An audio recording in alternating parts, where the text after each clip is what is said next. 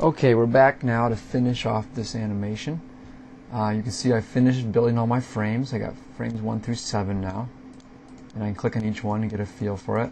Now if you haven't discovered yet, there's a play button right over here that allows you to preview your animation. You press play, you can see how it's going to look. And mine looks okay. That shadow's kind of strange. You can also might be able to see the sun when it gets over here is a little bit jumpy. So I look at frame 4 is in the middle. Frame 5 it jumped, a big jump. 6 was a small jump, and then 7 again. So it wasn't that smooth between 4, 5, and 6. I want to show you something called onion skinning. Onion skinning is right down here. I'm going to activate onion skinning, and I'm going to say show before and after. And if you notice on your frames now, what you're seeing is frame 5 is currently selected, it's highlighted, but I'm getting a preview of frame 6. It's light, transparent out, and I'm also seeing a post view of what frame 4 looked like. And that allows you to fine-tune your animation, so I can grab the sun and make it a little more natural. So I'm going to go from here to here to here. Then I go to frame 6. Frame 6 looks pretty good, right in the middle of frame 5 and frame 7. So you can do that all through your video with your onion skinning. Now you got to be careful with your onion skinning. You don't want to see, right now I'm on frame 2, but I could actually click into frame 3 and I can move that. So what I like to do is I like to set my animation up roughly ahead of time, then turn onion skinning on and make some fine-tune adjustments if I need to. Okay, so that's onion skinning. Another thing I'd like to show you is the timing. Right now it's playing pretty fast.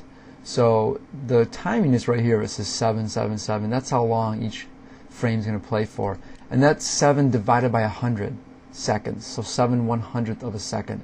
So if you wanted your frame to stay up for, say, 1 second, you would write in 100. 100 divided by 100 is 1. So that would make that first frame stay up for 1 full second, and then the rest of them would go much faster. So it kind of pauses and then it plays. Depending on what your animation, that can come in handy. If you want to change all of them at once, use your shift key. Hold down your shift key, select them so they all are highlighted, and then you can just change any one of them. Let's say I want to make it 20. And then now they're instantly all 20. Notice that little box, include when exporting. You want to make sure that's clicked.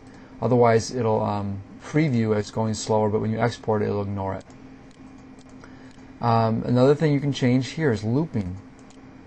Right now I have mine set to loop forever, so my animation will just keep playing and playing and playing. You can't see that on your video screen, but you'll see it on your computer.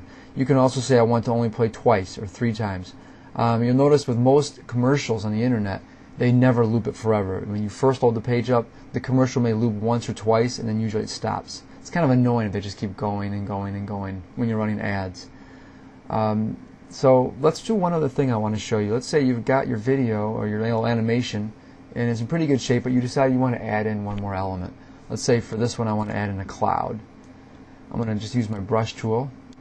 I'll make a nice gray, and I'm just going to use a how about a charcoal, kind of a creamy charcoal. I'm just going to draw on a weird looking cloud. That looks pretty good. And how about fill that in with a big old paint bucket. Fill it in with some gray. That looks super cool. So I want to get this cloud to kind of float across the sky as it goes slowly.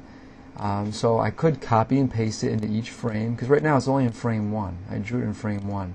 And what you're going to have to do is keep track as you start to add things into your animation. Keep track of what frame you're in. Sometimes you lose track of it and you accidentally draw something in frame 4, and then you go back to frame 1 and it's not there anymore, and you're like, where did it go? So you want to keep track of your stuff. So I could copy and paste it into frame by frame, or I could have the computer do it automatically. So I'm going to select that object, and there's a drop-down menu over here. And you can see add frames, duplicate frames, delete frames. This one right here, copy 2 frames. The one below it, distribute to frames. If I had, say, drawn 6 clouds all at once, all in one frame, then I could highlight all 6 of them, and then I could distribute them, and it would take one, and each cloud would go to a different frame. Instead I'm going to do copy to frames, and I'm going to say copy to a range from 2 to frame 7. It's already in frame 1, so I don't need to put it in frame 1 again. And I'll say OK. Now that cloud is going to appear in every single frame. And what I can do is just make it move real slow. Kind of backwards drawing here because usually the clouds move a lot faster than the sun. But oh well. And then I might want to turn on my onion skinning to get a feel for it, and that's how it's going to look with the clouds as they go across. It looks pretty weird, but oh well. And notice when they cross paths, I had the cloud on top of the sun, and that was done by these layers up here. The cloud was the most recent object drawn, so that was on top.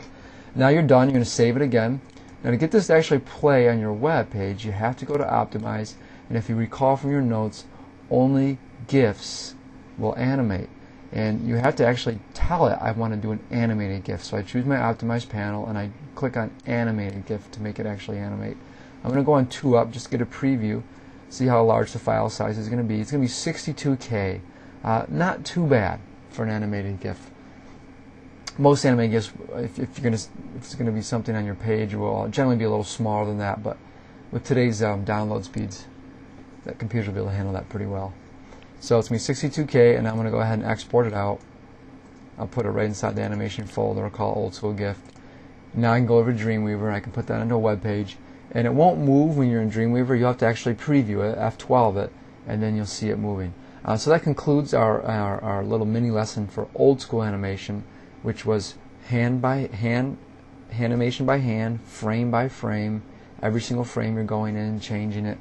And you want to definitely get well practiced at this technique. It's the most powerful technique in terms of being able to really do some fine tuning to your animations, because you can go into every single frame one by one and make small adjustments as they're needed.